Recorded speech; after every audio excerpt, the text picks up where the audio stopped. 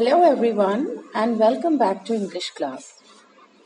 In my previous video, we started with lesson number 9, The Open Window by H. Munro, also known as Saki.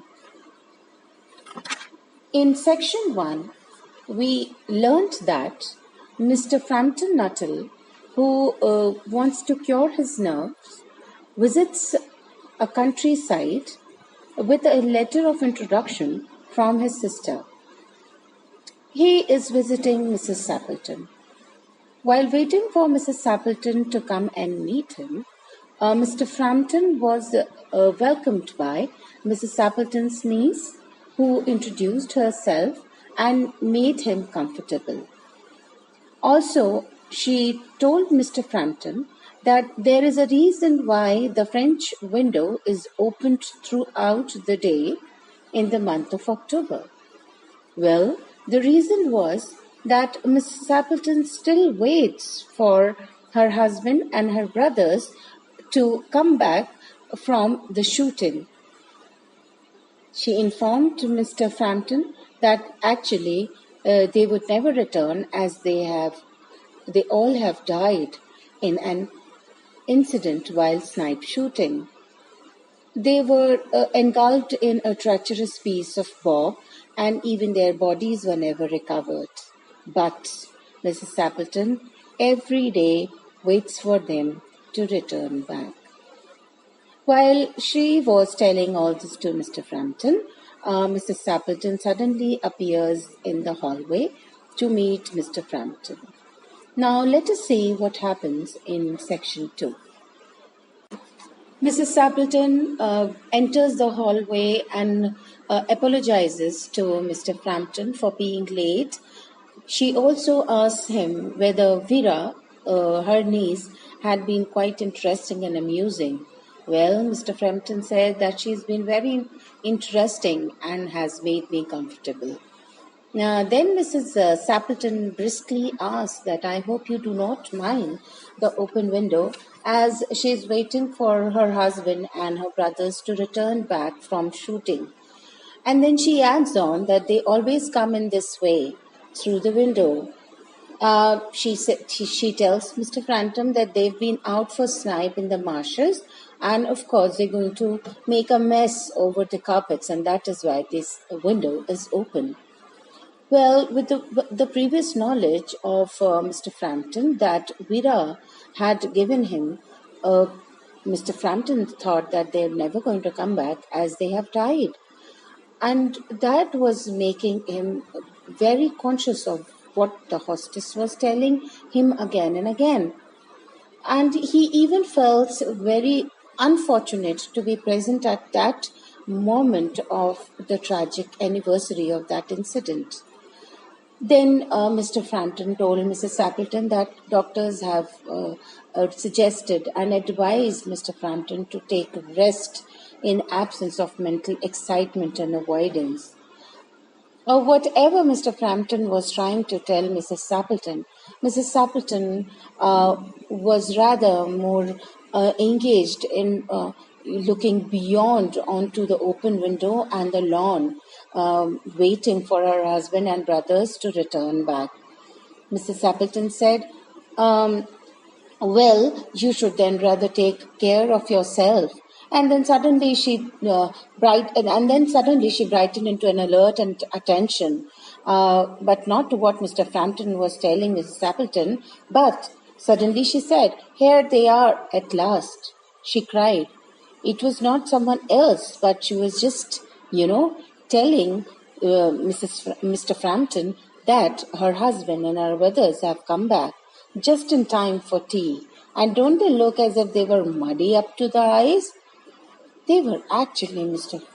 Sappleton and Mrs. Sappleton's brothers coming towards the French window. Frampton shivered slightly and turned towards the niece with a look intended to convey sympathetic comprehension. The child was staring out through the open window with a dazed horror in her eyes. In a chill shock of nameless fear, Frampton swung around in his seat and looked in the same direction. In the deepening twilight, Three figures were walking across the lawn towards the window. They all carried hunting rifles under their arms, and one of them was additionally burdened with a white coat hung over his shoulders. A tired little spaniel kept close at their heels. Noiselessly they neared the house, and then a hoarse young voice chanted out of the dusk. I said, Bertie, why do you bounce? Frampton grabbed wildly at his stick and hat. The hall door, the gravel drive, and the front gate was dimly noted stages in his headlong retreat. Mr. Frampton ran and rushed out of the house. A cyclist coming along the road had to run into the hedge to avoid an imminent collision. Here we are, my dear, said the bearer of the white waterproof coat, coming in through the window. Fairly muddy, but most of it's dry. Who was that who bolted out as we came up? Asked that man. A most extraordinary man, Mr. Nuttall, said Mrs. Sappleton. He could only talk about his illness and dashed off without a word of goodbye or apology when you arrived. One would think he had seen a ghost. But these members of the family were unaware of what Vera had told him earlier. They were unaware that Vera had already made up a story about these three men who had gone out for snipe shooting and had never returned back because they died. Obviously, when Mr. Frampton saw these figures entering through the French door, he was scared and thought that they were ghosts. Vera suddenly came up with another story and said, I expect it was the spaniel, said Vera calmly. She also told another story related to this, that Mr. Frampton had told her that he was afraid of dogs. He was once hunted into a cemetery somewhere on the banks of the Ganges by a pack of stray dogs and had to spend the night in a newly dug grave, with the creatures snarling and grinning and foaming just above him, enough to make anyone lose their nerve. And therefore, Vera was able to convince all people in the family that Mr. Frampton ran away because he was afraid of the spaniel, their dog. Romance at short notice was her speciality. With this, H. Munro ends the story. He says that it was the ability of Vera to make up dramatic stories in no time.